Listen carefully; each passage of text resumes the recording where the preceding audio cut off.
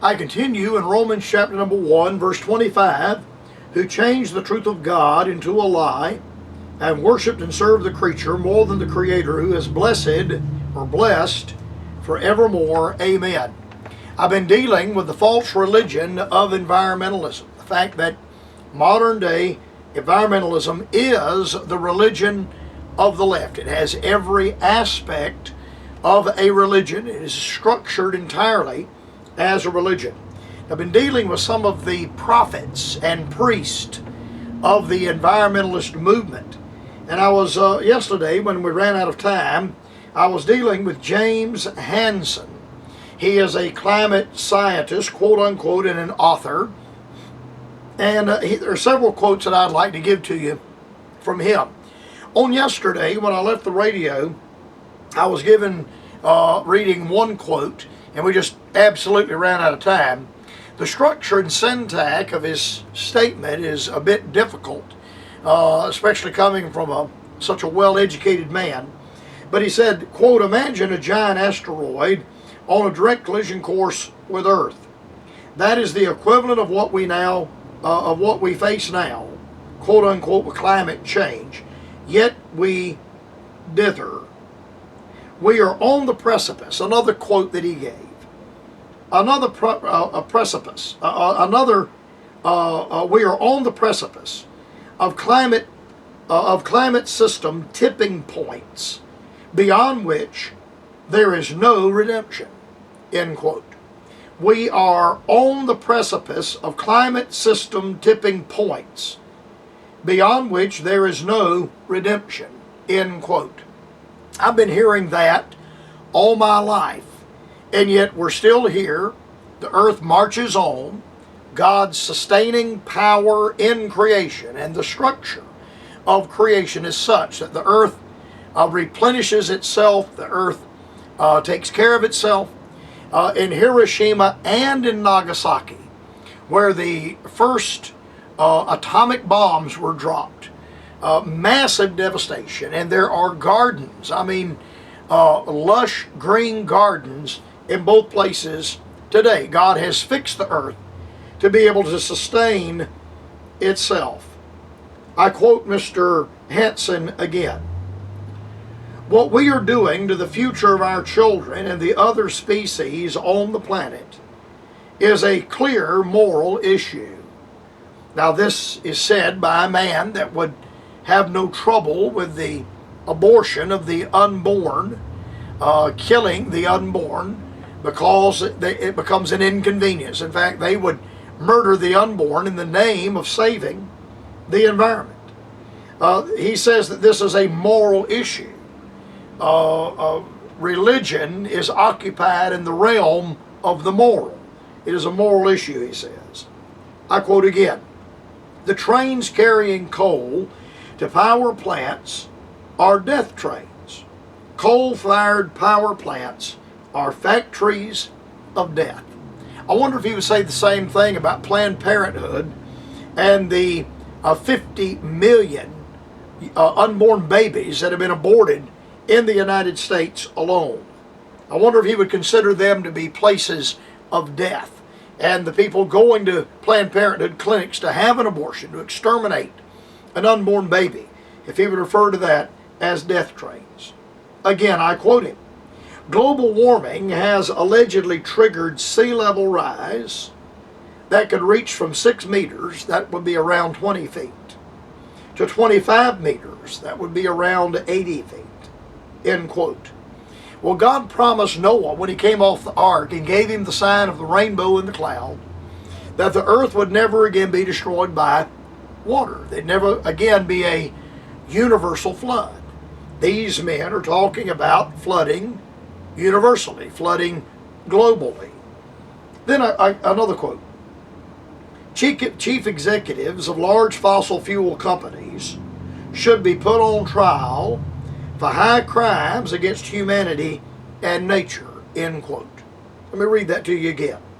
Chief executives of large fossil fuel companies should be put on trial for high crimes against humanity and nature, end quote. Apparently what Mr. Hansen doesn't understand is if you remove all the carbon from the atmosphere, carbon monoxide and carbon dioxide. If you remove all the carbon from the atmosphere, all the vegetation dies. There is a scientific fact that we learned when we were in school called photosynthesis. And photosynthesis still takes place where the vegetation converts carbon, monoxide, dioxide, converts carbon into oxygen. I don't breathe carbon, I breathe oxygen. But a tree doesn't breathe oxygen, a tree breathes carbon. A lot of carbon is introduced into the atmosphere by the burning of fuel. And that feeds the vegetation, which in turn, the vegetation is able to feed us with fresh oxygen. Apparently he didn't study photosynthesis in his science class in elementary school. Another of the environmentalist high priest, René Dubos. He's a French scientist, an environmentalist, and an author, and he states this, I quote, "Our salvation depends upon our ability to create a religion of nature," end quote. Now that's the point that I have been dealing with during the month of February. Environmentalism is a religion. It is a false religion. It is a humanistic religion. I think it's a satanically inspired religion. But it is a religion.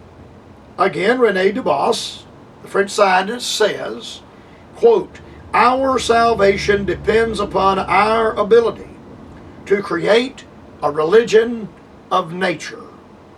Another of the high priest of environmentalism, Rajendra Pachauri, the head of the United Nations, IPCC, from 2002 to 2015. He says, and I quote, "For me, the protection of planet Earth, the survival of all species, and the sustainability," there's our word again, the millennials love, "and the sustainability of our ecosystems is more than a mission. It is my religion and my demadra," end quote. He says the protection of planet Earth, the survival of all species, and the sustainability of our ecosystems is more than a mission. It is my religion. Probably the best known to us of the high priest and prophets of environmentalism would be Albert Gore Jr. He's former U.S. Vice President. He's a multi-millionaire, and he's never had a job.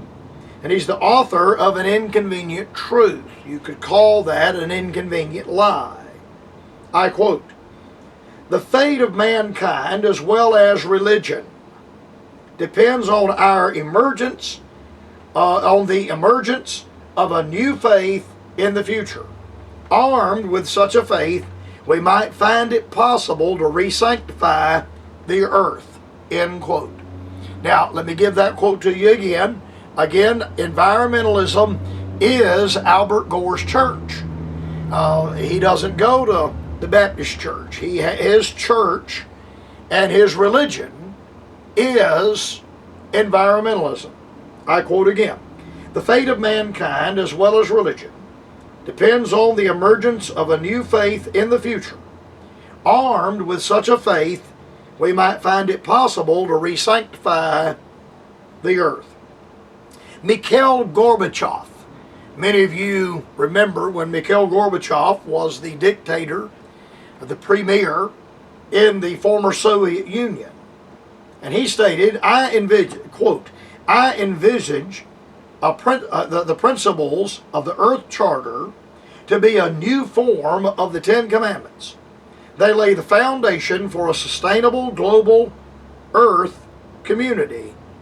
Mikhail Gorbachev, end quote. Mikhail Gorbachev also said in another quote, "Nature is my God." Spell that with a little g. That's Romans 1. They worshipped and served the creature more than the creator. "Nature is my God. To me, nature is sacred. Trees are my temples, and the forests are my cathedrals," end quote.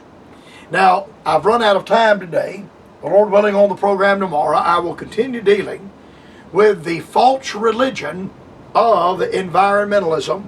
I hope you'll be listening to the Bright Spot Hour at that time.